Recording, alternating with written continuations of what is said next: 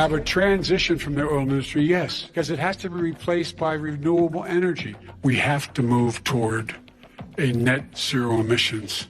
The first place to do that by the year 2035 is in energy production. But let me make it clear, I'm not shutting down oil fields. No ability for the oil industry to continue to drill, period. Ends. The oil industry is not going to go away. Look in my eyes.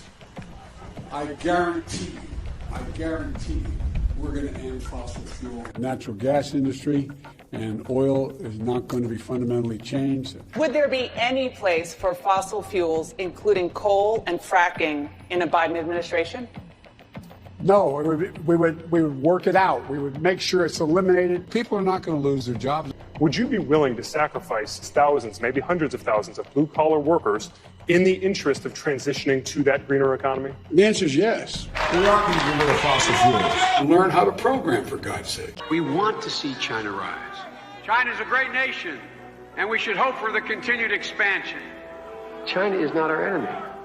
We talk about China as our competitor. We should be helping. The idea that China is going to eat our lunch is bizarre. The idea that they are our competition, they're going to beat us, is bizarre. China is going to eat our lunch? Come on, man. They're not bad folks, folks. China's not a problem. Allowing China into the World Trade Organization, which you supported, extending most favored nation status to China, which you supported, those steps allowed China to take advantage of the United States by using our own open trade deals against us. No. Do you think in retrospect that you were naive about China? No. Today we're finally ending the NAFTA nightmare and signing into law the brand new U.S.-Mexico-Canada agreement. Very special. Listen, it's hard to overstate the importance of the USMCA. This is the single biggest bipartisan legislative victory for this president and this administration. It is a huge deal. Wage growth is better than it has been since 2009. That means it is better than it has been for 7 out of 8 of the years that Obama was president. The new USMCA has powerful protections to keep auto manufacturing jobs. Since the election, we've created 41,000 brand new motor vehicle and parts jobs. But doesn't he deserve some credit for that? It's better.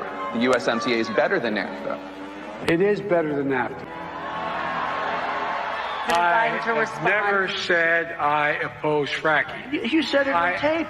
I did. Show the tape. Put it on your website. I'll put it on. Put it on the website. Would there be any place for fossil fuels, including coal and fracking, in a Biden administration? No, we would work it out. We would make sure it's eliminated. I guarantee you, we're going to end fossil fuel. No more, no new fracking. I'd gradually move away from fracking. And I think it's critically important on day one that we end any fossil fuel leases on public lands. But like, what about, say, stopping fracking and stopping pipeline infrastructure They want to do the same thing I want to do. They want to phase out fossil fuels, and we're going to phase out fossil fuels. There's no question I'm in favor of banning fracking. I have one final question. Would he close down the oil industry? It falls. Or would you close down the oil By industry? the way, I would transition from the oil industry, yes. Oh, I will that's transition. A big statement. That is a big In statement. terms of business, that's the biggest statement. Okay. Because basically what he's saying is he is going to destroy the oil industry. Okay. Will you remember that, Texas? Will you remember that, Pennsylvania, Oklahoma? Vice President.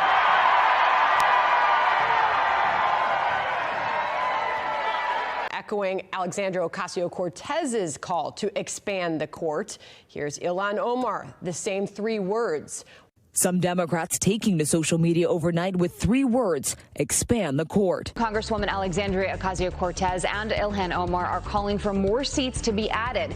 Both of them simply tweeting, expand the court. We all need to be more courageous, and we all must act in unprecedented ways to make sure that our rights are stabilized.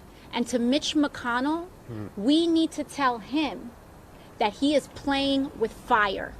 Oh, well, in 1879, In 1876, there were 9 justices on the court. Our population has grown enormously since then. Should we expand the court? Well, let's take a look and see. You should go out and vote. You're in voting now. Vote and let your senators know how strongly you feel. Vote now. Are you going to pack the court? Make sure you, in fact, let people know you're a senator. I'm not going to answer the question. Why would you answer that question? The question is, radical left. Will you shut up, man? Listen, who is on your list, Joe? What does this tell you about their plans should they take control, their party take control after Election Day? Yeah, well, look, Joe Biden has become an empty vessel for the radical left as he's withered away. And those you heard from his puppeteers last night, AOC and Ilhan Omar, the people who are pulling the strings, calling the shots. He will pack the court. It's why he said he can't share his stance with us, because it would make headlines. Yes, it would make headlines. When FDR tried to do this, they said, the senators at the time said that this would destroy the American Republic. They said this has never been tried before in the history of our country, but leave it to Joe Biden to try it today. You heard from AOC, you heard from Ilhan Omar as reporters were screaming questions at him about packing the court. His handlers pushed the press away because he cannot answer that question, because 60% of independent voters are against that, according to the New York Times poll.